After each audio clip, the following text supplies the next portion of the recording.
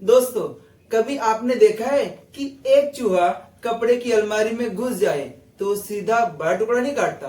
पहले थोड़ा इधर, फिर थोड़ा उधर, फिर धीरे धीरे करते करते पूरा कपड़ा ही बर्बाद कर देता है और बाद में वो कपड़े को अलमारी से निकाल कर फेंक देना पड़ता है। सेम हमारे संविधान में आर्टिकल 31 को इस चूहे की तरह ये थोड़ा अमेंडमेंट करके, ये अमेंडमेंट करके, थोड़ा सा कट करके, थोड़ा सा अपने अधिकारों कट करके, ये धीरे धीरे अमेंडमेंट करते करते करते करते एक समय ऐसा आया कि पूरा आर्टिकल 31 को संविधान से निकाल के बाहर फेंक दिया गया। ये 1951 से 1978 तक का सफर आज हम देखेंगे कि किस तरह कौन सी सरकार ने कौन सा अमेंडमेंट लाया और उसके वजह से क्या क्या बदलाव हुए संविधान में, वो सब हम देखेंगे। तो बस article 31 clause 1, article 31 clause 2, article 19 clause 1 sub clause F, article 31A, article 31B और आर्टिकल 31C और एक लास्ट में 300A, किस तरह इसका सफर शुरुआत से अंत तक हमारे फंडामेंटल राइट से हटा के लीगल राइट्स तक किस तरह कन्वर्ट हुआ। आज हमारे जो राइट टू प्रॉपर्टी है वो किस तरह हमारे मौलिक अधिकार ना होकर हमारे कानूनी अधिकार है, उसके बारे में पूरा स्टेप हम लोग देखेंगे। तो अब सवाल ये उठता है कि सरकार को आखिर हमारी प्रॉपर्टी में इतनी दिलचस्पी क्यों थी? क्यों बार बार सरकार हमारी प्रॉपर्टी लेना चाहती थी और क्यों हर बार सरकार अमेंडमेंट ला रही थी और इंदिरा गांधी ने क्यों इमरजेंसी लागू किया?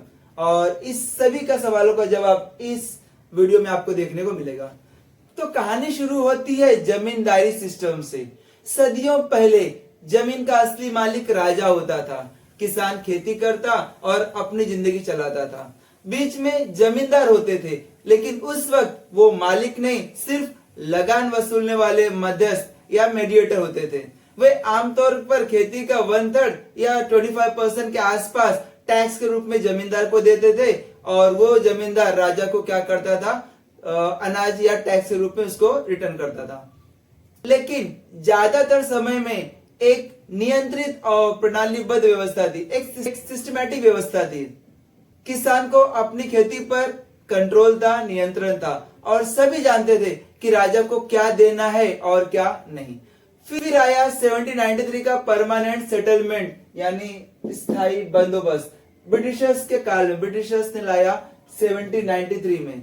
इस व्यवस्था के अंतर्गत जमींदार को ही जमीन का मालिक बना दिया। पहले राजा मालिक होते थे, उसके बाद जब ब्रिटिशर्स आए तो ब्रिटिशर्स ने बोला हम नहीं, बल्कि जो जमींदार जो लगान वसूलते हैं अब वही जमीन के असली मालिक होंगे। तो लगान पहले तय था, फिक्स था, वो अब अनलिमिटेड हो गया।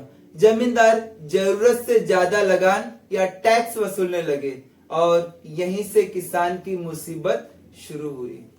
किसान दिन रात मेहनत करता, लेकिन फसल का बड़ा हिस्सा उसे जमींदार को देना पड़ता। इसके कारण उसके पास न तो अपने परिवार के लिए पर्याप्त अन्न बचता था और न ही खेती में सुधार करने के लिए पूंजी। किसान कर्ज में दबते जा रहा था और यही वह समय था जब समाज में आवाज उठने लगी कि यह व्यवस्था अब पूरी तरह खत्म होनी चाहिए। स्वतंत्रता संग्राम के दौरान भी नेताओं ने यही मुद्दा उठाया कि किसी भी हालत में यह व्यवस्था बंद होनी चाहिए। अगर गांव और किसान मजबूत नहीं होंगे तो आजादी का सपना अधूरा रह जाएगा और धीरे धीरे जमींदारी उन्मूलन की मांग बढ़ती चली गई। फिर 1947 में जब देश आजाद हुआ तो लोगों ने सोचा कि अब तो देश में दूध दही की नदियां बहेंगी, लेकिन हकीकत भाई साहब हालात तो ऐसे थे कि आजादी तो मिली पर साथ में फ्री गिफ्ट में कंगाली भी मिली। एक तरफ पार्टीशन, लाखों लोग घर से बेघर, दूसरी तरफ दंगे, शरणार्थी, बेरोजगारी और तीसरी तरफ ब्रिटिशर्स पहले ही हमारी अर्थव्यवस्था को पूरी तरह निचोड़ कर रख दिए थे, पूरी तरह खोखला कर चुके थे। मतलब हालात ऐसे थे कि जैसे शादी के बाद अचानक पता चले कि घर में ईएमआई भी बाकी है और बिजली का बिल भी बाकी है और घर में किचन में खाने के लिए एक अन्न भी नहीं है। अब नए लीडर्स को लगा कि पहले तो एक मजबूत संविधान बना लेते हैं, वरना हर कोई अपनी अपनी सरकार चलाने लगेगा। तो आजादी के बाद संविधान लिखना शुरू हुआ और लगभग 3 साल लगे संविधान लिखने के लिए। इस दौरान कॉन्स्टिट्यूशन असेंबली बनी, डिबेट्स हुए और कमेटी बनी।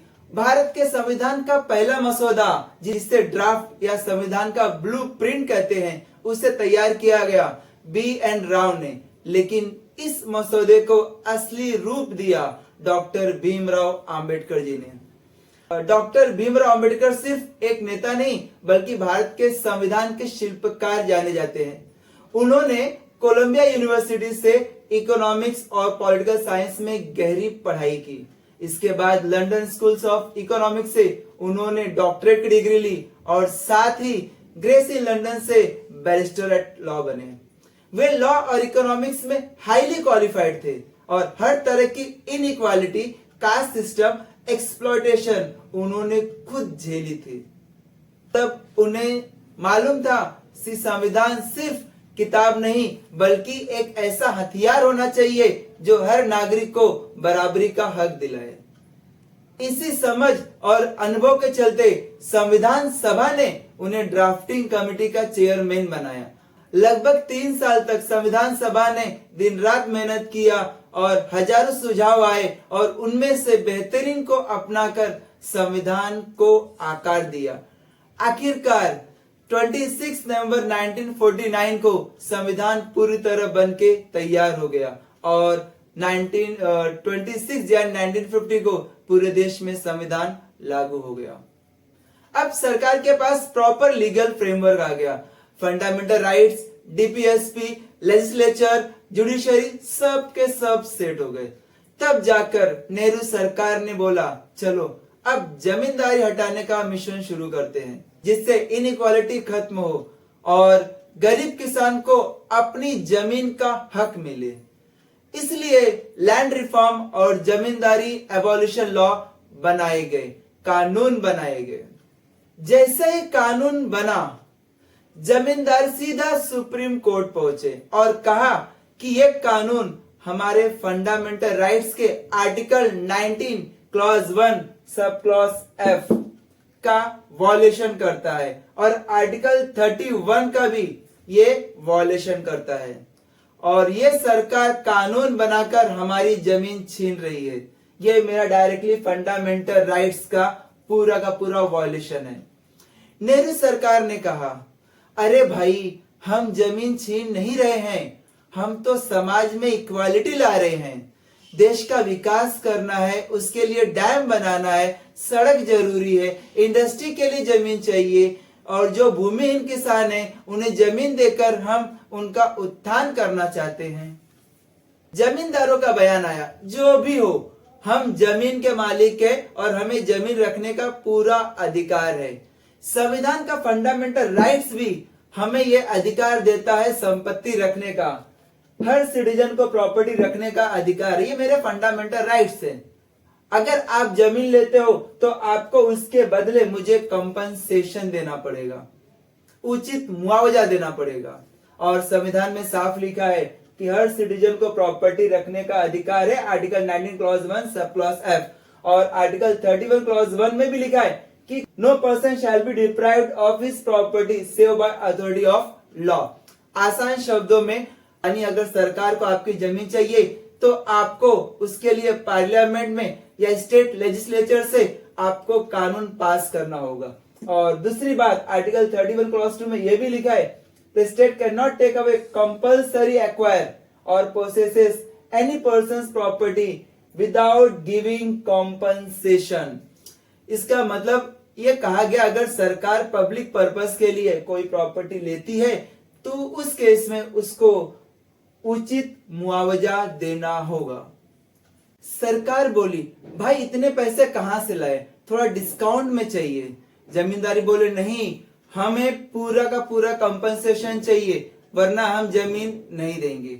जज बोले, आर्टिकल 31 फंडामेंटल राइट्स है, आप जबरदस्ती किसी की जमीन नहीं ले सकते, अगर आप लेते हो तो आपको प्रॉपर कंपनसेशन देना होगा।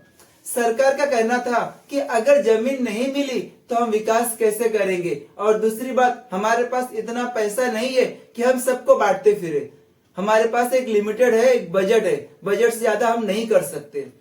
तो जज बोले नहीं, तो ये असंवैधानिक है, आप जमीन नहीं ले सकते। और ऐसे ही लड़ाई चलती रही टॉम एंड जेरी की तरह। फिर आया 1951 का समय, फर्स्ट अमेंडमेंट। उसमें क्या हुआ था, 1951 में आजादी के 4 साल ही हुए थे और नेहरू सरकार ने कहा अगर देश को बदलना है तो जमींदारी हटानी पड़ेगी और जमींदार बार बार कोर्ट में जाएंगे, फंडामेंटल राइट्स का झंडा दिखाएंगे, तो इससे देश का विकास नहीं हो पाएगा।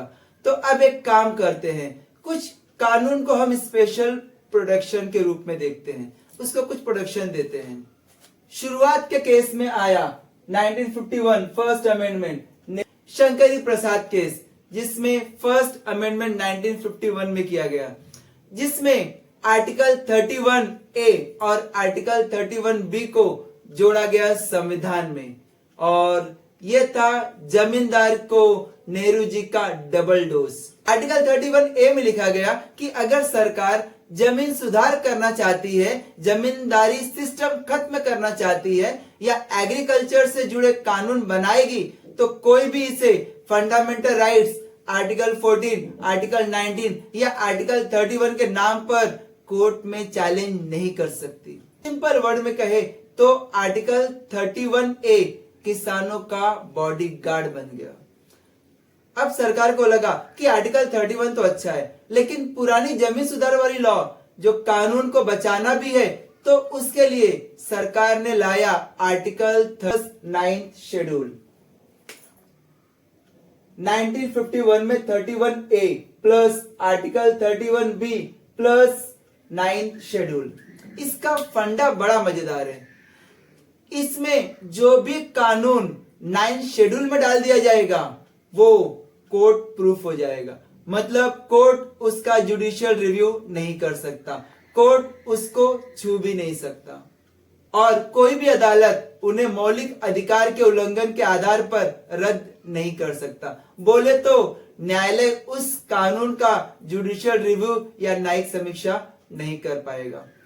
जैसे फर्स्ट अमेंडमेंट हुआ, लोग कोर्ट पहुंचना शुरू कर दिए, बोले अरे सर ये फंडामेंटल राइट्स का मर्डर हो रहा है, बचाओ।